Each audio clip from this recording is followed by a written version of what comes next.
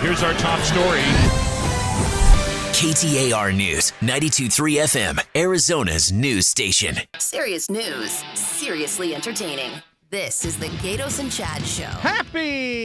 Happy Monday, baby. Happy Monday. I'm Gaydos. He's Chad. You just heard Becky Lynn in the news center.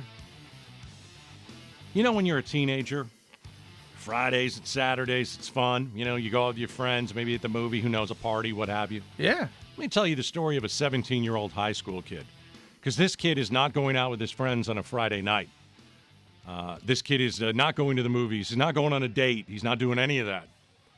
17-year-old high school kid sitting in his car. He's watching his phone. And there's this pulsing blue dot. And all he's doing is watching this thing. Just watching it. He's been hired. So he keeps looking at his phone. It pings every 15 seconds. He's been hired. We'll tell you who by in just a second. He's getting locations and instructions sent to his phone. Sounds like an Uber driver. I don't know.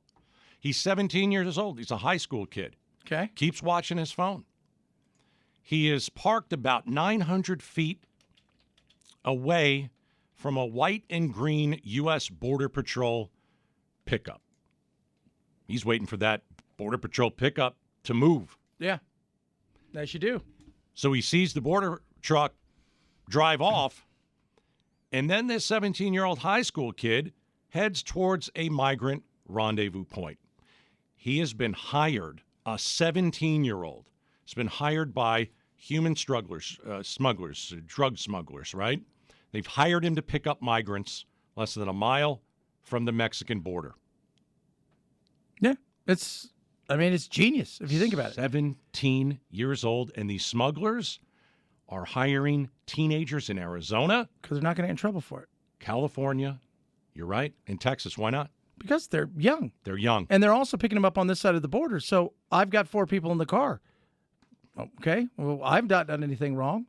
If it's just being a coyote and taking them from point A to point B, it doesn't really matter, right? Like, you're not going to arrest them. That's one of the reasons that the cartels for years have used younger people, knowing full well they're not going to get in serious legal trouble. So it's a perfect way for them to do stuff.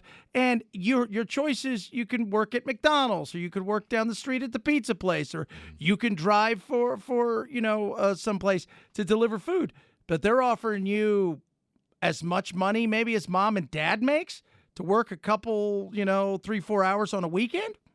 They get paid per migrant.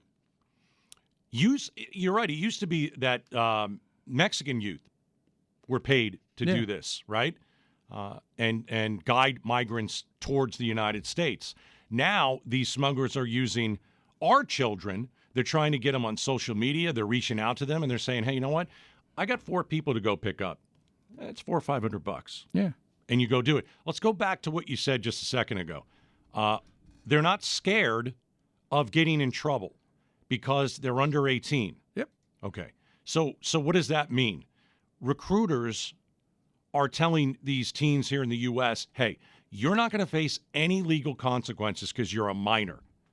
And from what a couple of experts have said, unless the child has been in trouble before, the majority of juvenile cases result in probation. Yeah. They're going to slap on the wrist until age of 21. Yeah. And here's the other thing, and I think this is something to take into account, is you probably have somebody who's on the other side of the border that has a cousin, an uncle, an aunt, somebody over here who's worked with getting people over here.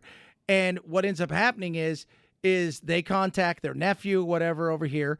They said, yeah, we'll help you out. Oh, by the way, can you recruit some friends to do this? And they're, check it out. We can recruit friends to do this. They play some ads somewhere on, Facebook and this, that, and the, whatever it is they're doing. They get people interested, and away they go.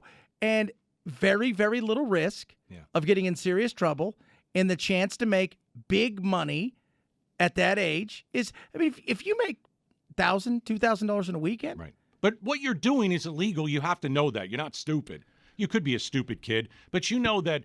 Okay, Here's stupid, the thing. we know that. You know that if you're going and you're not telling your parents there's a reason you're not telling your parents because you know you're doing something wrong. Of course. You're not saying, hey, Mom, I'm going to the border. I'll see you in a few minutes. I just got to pick But up. you're not dealing drugs. Now, there could be Right. drug dealers in there. There could be some people like that, but they're probably not going to trust that I can't to think- a 16 or 17-year-old. I can't think of something more dangerous for my kid to be doing. Yeah, no, but Right? you're not going to entrust a 16 or 17-year-old to move people that are moving weight. Now there may be a few in there, but moving numbers, making sure they have safe places to go. That's part of the whole thing about being a coyote.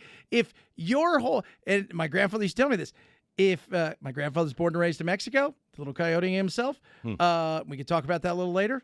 But if you don't do the things you're supposed to do, people won't work with you. It's a business. They want to make sure that you get from point A to point B safely, even though along the way bad things may happen, but it's about getting you across that last bit of border. I'm going to blow your mind right now. Let's do it. Blow it. So, in terms of numbers, how many kids you think get caught up in this? Because we know that people are I'm sure it's a lot more than we realize. 1 in 4 drivers, those who drive a migrant, are kids. They're teenagers. 1 out of 4. So these smugglers are getting to our kids and they're figuring out how to do this. And it's a disaster. And it's dangerous. We've got these teen drivers. Some of them have fled. They flipped the car over. Yeah. People have died. They're pursued by the Border Patrol.